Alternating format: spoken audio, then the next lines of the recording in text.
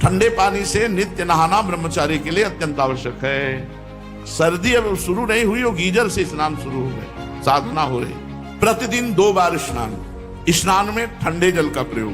देखो पूरी सर्दी में ठंडे पानी से नहा के देखो, नियम ले कि गीजर कब नहीं नहाएंगे। और तेल की जरूरत क्या है? जब ब्रह्मचर्य है तो तेल की जरूरत क्या है? चाहे गृहस्थ हो चाहे विरक्त, थोड़ा शरीर का व्यायाम अत्यंत आवश्यक है।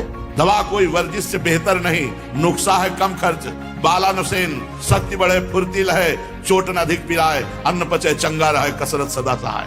बांध लंगोटा बचा के इंद्री, कभी न देखा पर नारी, धार्मिक टुकड़े खाकर भैया चढ़ी धर्म की तैयारी। ब्रह्मचारी को चाहिए कम से कम 2 बार स्नान, नहीं त्रिकाल स्नान। गुरु भगवान की कृपा से प्रारंभ में ये संस्कार डाल दिए गए थे। आज भी 3 बार स्नान होता है, त्रिकाल स्नान होता है, 3 बार स्नान होता है। अब सर्दी है और गंगा जी का स्नान 3 बार, और जटाएं हर समय भीगी रहती, वो टपकती रहती थी। कोई तौलिया थोड़ी थी कि पोछ ले, वो वही एक अचला, चाहे पोछ लो चाहे ओढ़ लो। अरे मस्ती, वैराग्य की एक मस्ती होती। प्रतिदिन 2 बार स्नान, स्नान में ठंडे जल का प्रयोग। सबसे पहले नाभि से स्नान करें, नाभि से ऐसे जल यहां नाभि में डाले, 2-3 कमंडल ऐसे, और फिर स्नान करें। ऐसा ब्रह्मचर्य के लिए अत्यावश्यक। एक क्लिप आई थी पंडित गया प्रसाद जी की, तो वो भी स्नान कर रहे थे, तो पहले यही डाला था नाभि, उनका बाबा शास्त्रीय पद्धति के अनुसार स्नान कर रहे। साबुन, सोडा, ये जो फैक्ट्रियों में बनते हैं, इनसे शरीर साफ करने की जरूरत नहीं है। यदि आप तेल नहीं लगाओगे तो रोज रज लगती शरीर में।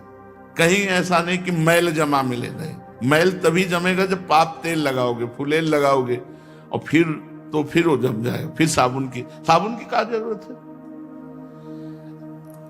अगर जटा साफ करनी है, जैसे रीठा है, ऐसे पवित्र चीजें हैं, इनसे साफ कर लो। या भाई कोई पवित्र आती हो ऐसे पदार्थ, तो भाई साफ कर।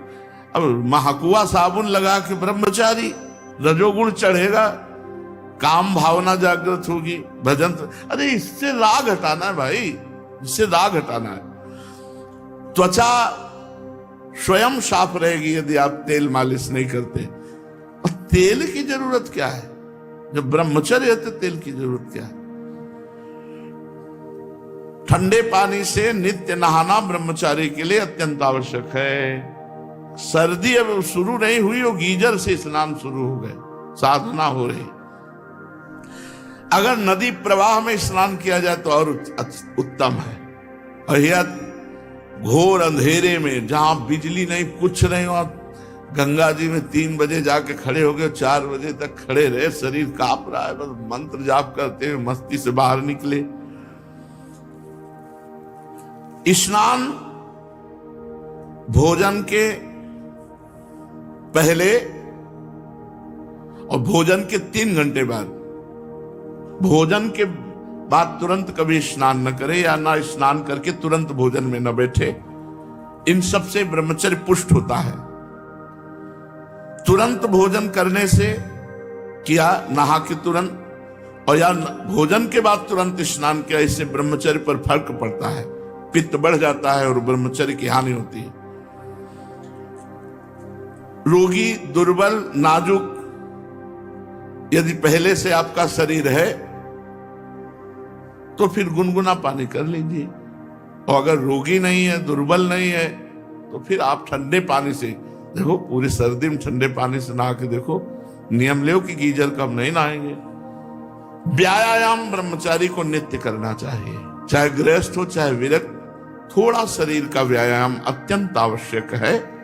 कसरत हमें एक पूज्य बुजुर्ग सिखाते थे, दवा कोई वर्जिश से बेहतर नहीं। वर्जिश माने कसरत। दवा कोई वर्जिश से बेहतर नहीं, नुस्खा है कम खर्च, बाला नसेन, शक्ति बढ़े फुर्तील है, चोट न अधिक पिराए, अन्न पचे चंगा रहे, कसरत सदा सहाय। बांध लंगोटा बचा के इंद्री, कभी न देखा पर नारी, धर्म के टुकड़े खाकर भैया चढ़ी धर्म की तैयारी। ये ऐसे तो बिल्कुल गांव की बातें हमें बता रहे। बांध लंगोटा बचा के इंद्री, कभी न देखा पर नारी, धर्म के टुकड़े खाकर भैया चढ़ी धर्म की तैयारी। ऐसे थोड़ी परमार्थ पथ पे चला जाता है। ब्रह्मचर्य में भोजन का बहुत बड़ा योग है। भोजन का महत्व तो लोग नहीं जानते हैं। जो मिला सो, ये दुकानों वाले, उनको कुछ पता है पवित्रता किसे कहते हैं, अपवित्रता किसे कहते हैं, क्या मतलब है उनको। सामने बढ़िया बढ़िया बर्तन में बढ़िया बढ़िया शीशा के अंदर दिखाई दे रहे हैं। बाजार के भोजन से, बाजार की वस्तुओं से थोड़ा नमस्कार, दूरी बना के रखो, तब तो बुद्धि शुद्ध रहेगी। नहीं, हमें तो नहीं लगता है। बोले अमुक दुकान बहुत पवित्र है, तो पूछो कि कौन सी गौशाला से घी आता है। ट्रकों घी लगता है, ट्रकों कहां से आता है। आपके सामने पीस बढ़िया आ गई, आप पा लिए बढ़िया, कितना सोहन पापड़ी बढ़िया है, लेकिन उसमें कौन सा घी मिला है क्या आपको पता चले। तो थोड़ा विचार करके देखो, यदि कहीं चर्बी मिली हुई है तो। ये भगवत प्राप्ति के लिए अत्यंत आवश्यक है ब्रह्मचर्य। भोजन का ब्रह्मचर्य से बहुत बड़ा महत्व है। जिसे ब्रह्मचर्य रहना है, पहली बात सादा भोजन, दूसरी बात अल्पाहार भोजन, थोड़ा भोजन। 400 ग्राम 24 घंटे में अन्न पूरे शरीर को बहुत स्वस्थ रख के चलाएगा। 400 ग्राम अन्न। अब आप विचार करो, 400 ग्राम अल्पाहार, 2 रोटी थोड़ी दाल थोड़ा, फिर शाम के ले लो 2 रोटी थोड़ा दाल। देखो को बढ़िया वजन। एक करो 10 दिन तो कर लो। अगर अच्छा लगे तो ये करना, नहीं फिर छूट ले लो, खूब खाओ पियो, क्या परेशानी। 10 दिन ऐसा कर लो। सादा अल्पाहार, अधिक भोजन करने वाला आंतों को बोझिल करता है। जिसकी आंतें बोझिल होती हैं वो ब्रह्मचर्य नहीं रह सकता। जिसके पेट चर्बी हो, ब्रह्मचर्य के तो। यदि तुम्हें वीर्यवान बनना है, आरोग्यवान बनना है, भगवत प्राप्ति करना है तो ब्रह्मचर्य रहना। ब्रह्मचर्य रहना है तो भोजन सात्विक और अल्पाहार। एक समय ईरान के बादशाह बहमन ने एक महान वैद्य से पूछा कि हम दिन रात में कितना खाएं जिससे हमारा शरीर स्वस्थ रहे। तो उनका हुजूर 100 दिरम अर्थात 39 तोला, 39 तोला बराबर 390 ग्राम। एक तोला 10 ग्राम होता है, हम चलो 10 ग्राम छूट दिए 400 ग्राम।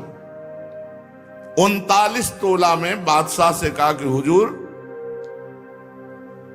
100 दिरम अर्थात 39 तोला बराबर 390 ग्राम। फिर कहा कि इतने से शरीर स्वस्थ रहेगा। तो वैद्य ने कहा शरीर पोषण की और स्वस्थता की बात आपने कही, वो तो इतनी ही है। इसके उपरांत जो खाया जाता है वो व्यर्थ है, वो बोझा है, वो शरीर को अस्वस्थ करने में सहायक होता है। 400 ग्राम भोजन 24 घंटे में। हम कहते हैं 2 बार 400 ग्राम ले लो, 2 बार 400, इतने में तो चल जाएगा।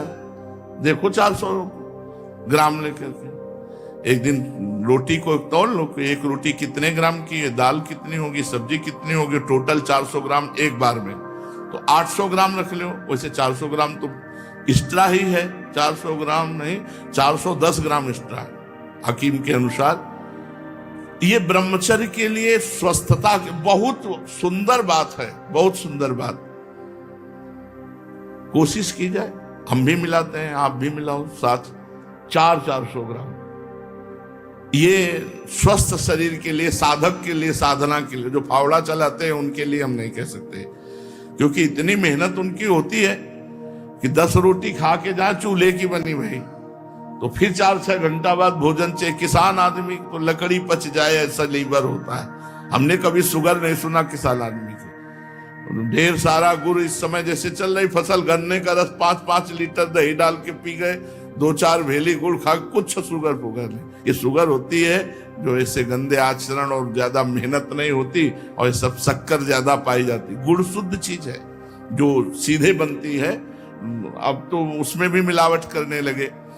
भगवान बुद्ध कहते हैं कि अगर भगवत प्राप्ति करना है तो हल्का आहार, एक बार भोजन, या उसी को 2 बार, उसी को 2 बार। यार किया जाए, क्या जाता है, देखो नियम लेके देखो, ठीक है, 400 ग्राम भोजन, और दंड बैठक मारो, थोड़ा व्यायाम करो, प्राणायाम करो, संयम से रहो, संभल करके। जो साधना के लिए भोजन पाता है वही ज्ञान विज्ञान संपन्न होता, नहीं तो महामूर्ख होता है। पशु केवल भोजन ही भोजन पाते रहते हैं। भोजन तुम्हारा जीवन भी है और भोजन तुम्हें मार भी देगा। अब आप सोचो, जो दूसरों का मांस खाते हैं, कैसे जीव है। अरे ऐसे ऐसे जिंदा मछली पकड़ के ऐसे चबाते हैं, इनको यमराज चबाएंगे ऐसे। देख लेना, यहां मृत्यु लोक में ही ऐसे दंड मिलते हैं, पूछो मत। अब एक्सीडेंट हुआ, फंस गए पूरे सब लोहा लंगड़ यहां ऐसे, ओ वैसे ही जैसे फंसा के तुम मारे। अब तड़पो तड़पो, कब कहां कैसा चीख रहा है, चिल्ला रहा है। अवश्य में भोक्तव्यम कृतम कर्म शुभाशुभम। जीने के लिए खाओ, जियो भगवान के लिए, मरने के लिए मत खाओ। काहे को इतना भोजन। भक्तदास वामन, उनसे पूछा निकम्मा कौन है, तो उनका निकम्मा वही है जो बहुत भोजन करता है। वही कायरता, आलस्य, प्रमाद, अल्पाहार। महापुरुष की पहचान क्या है?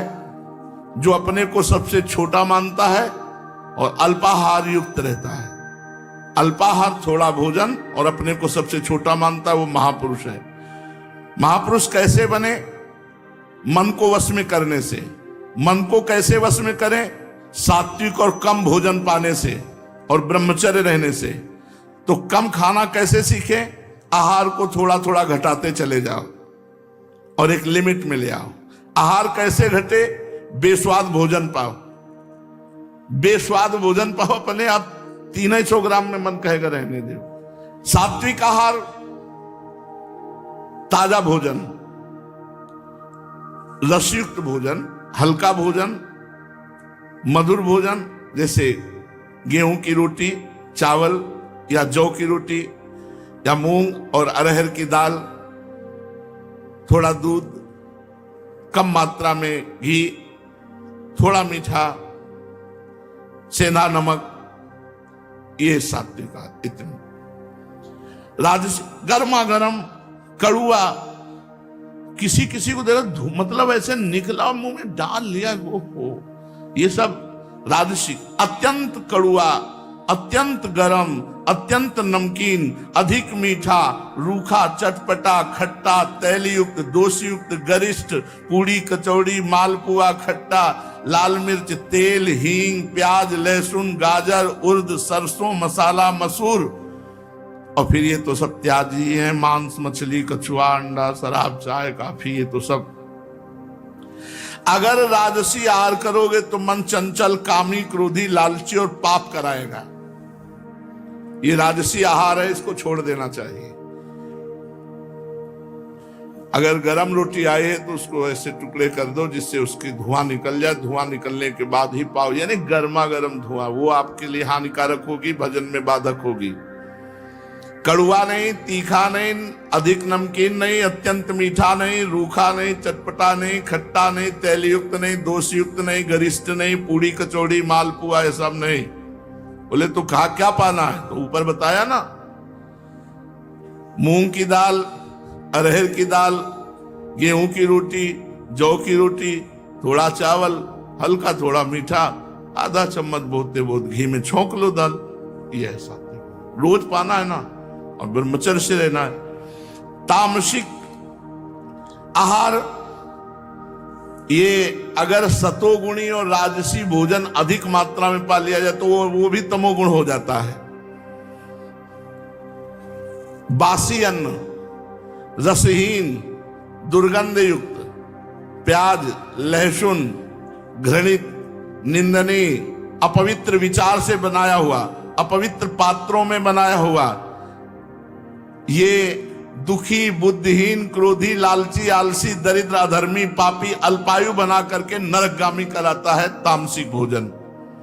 इसलिए सात्विक भोजन पाओ, कम भोजन पाओ, ब्रह्मचर्य से रहो और भगवान